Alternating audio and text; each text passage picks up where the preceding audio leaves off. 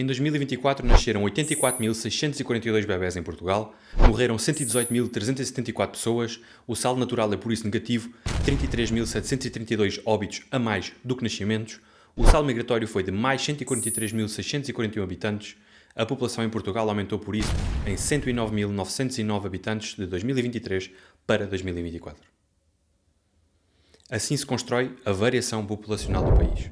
Todos estes fatores têm de ser levados em conta. Hoje vamos focar-nos sobretudo na fecundidade ou natalidade, mas vou também por vezes mencionar alguns destes outros números.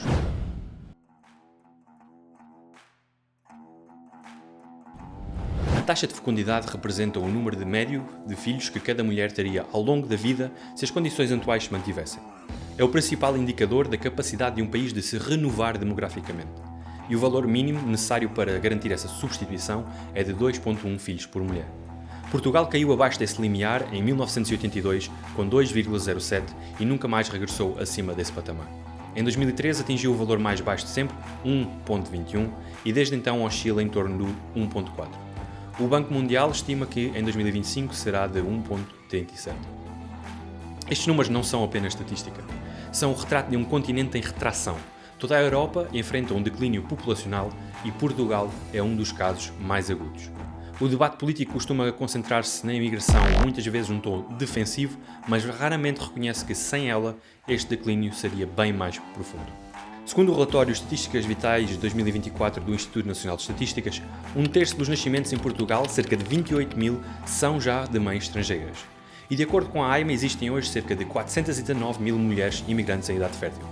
Aplicando a fórmula da taxa de fecundidade, obtemos 0,067 filhos por mulher e projetando esse valor ao longo dos 30 anos do período fértil de uma mulher, chegamos a uma taxa próxima de 2 filhos por mulher imigrante contra 1,36 na média nacional. Mesmo admitindo alguma margem de correção, o resultado é claro. São as mulheres estrangeiras que hoje sustentam o equilíbrio demográfico do país. Em certas regiões, como na Grande Lisboa, nados vivos de mães estrangeiras já representam 47,8% dos nascimentos. O Instituto Nacional de Estatística publicou recentemente as projeções demográficas para Portugal entre 2025 até 2100 e os resultados são no mínimo inquietantes. Foram traçados 4 cenários, alto, baixo, central e um último sem migrações. Mesmo no cenário central, o retrato é preocupante. O número de jovens descerá de 1,4 para apenas 1 milhão, enquanto o de idosos crescerá de 2,6 para 3,1 milhões, pressionando ainda mais um estado social já enfraquecido. O índice de dependência de idosos, que compara os maiores de 64 anos com a população ativa, duplicará, de 39 para 73 por cada 100. Quanto ao total populacional, as projeções oscilam entre os 11,5 milhões no cenário mais otimista e 5,4 milhões no cenário mais sombrio, com o cenário central a fixar-se nos 8,3 milhões. É o retrato de um país que envelhece mais depressa do que se renova, uma civilização que estende o tempo, mas encurta o futuro.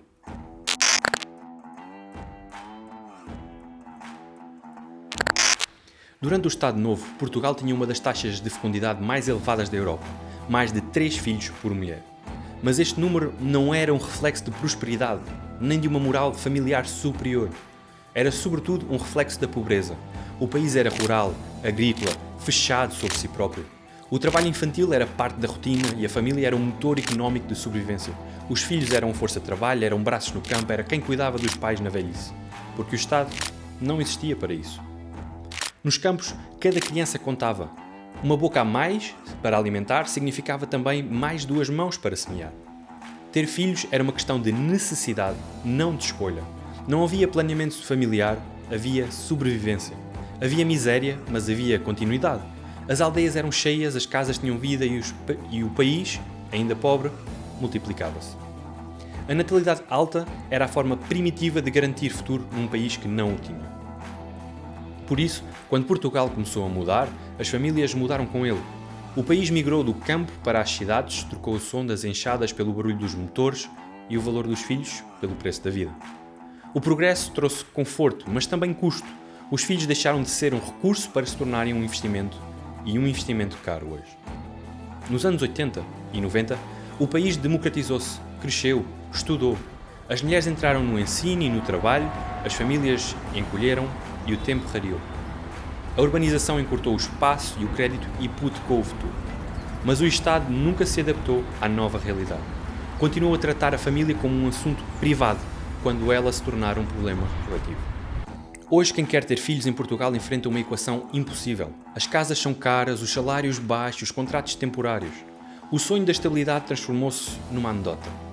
Muitos jovens trabalham e poupam, mas vivem com os pais porque o preço de uma renda é o mesmo que o de um salário inteiro ou mais. A idade média de saída de casa dos pais ronda agora os 30 anos, uma das mais altas da Europa. E isso muda tudo. Quando a juventude é prolongada à força, o futuro adia-se. Sem casa não há espaço para uma família, sem segurança não há coragem para criar vida, sem independência não há projeto, apenas sobrevivência. O custo de viver transformou-se no custo de nascer. E quando o presente é demasiado caro, o futuro deixa de ser possível. O país pede aos jovens que tenham filhos, mas oferece-lhes um cenário em que o simples ato de começar a vida é uma prova de resistência. Mas este não é apenas um problema económico, também é um problema moral e espiritual. No país dos nossos avós, o nascimento era um ato de fé. Tinha-se também filhos, sim, porque se acreditava no amanhã, porque o mundo, apesar de difícil, fazia sentido. Hoje, o nascimento é um cálculo de risco, e um risco grande. E quando a esperança é substituída por medo, o país entra em coma demográfico. Portugal não deixou de ter filhos por falta de amor, mas por falta de margem. Falta tempo, falta espaço, falta confiança. A geração mais educada e mais produtiva da história portuguesa é também a que menos acredita que pode continuar essa história. É a geração que adia tudo, o casamento, a casa, o filho, não por egoísmo, mas por impossibilidade. O problema da natalidade não é só uma curva descendente, é uma linha emocional que se apagou, é o desaparecimento silencioso da fé no futuro. E essa é a verdadeira pobreza moderna. Viver num país onde o futuro já não é uma promessa, mas um peso. Portugal não perdeu a vontade de nascer, perdeu a confiança de poder continuar. E talvez seja por isso que os números deixem, porque a esperança, também ela, já começou a envelhecer.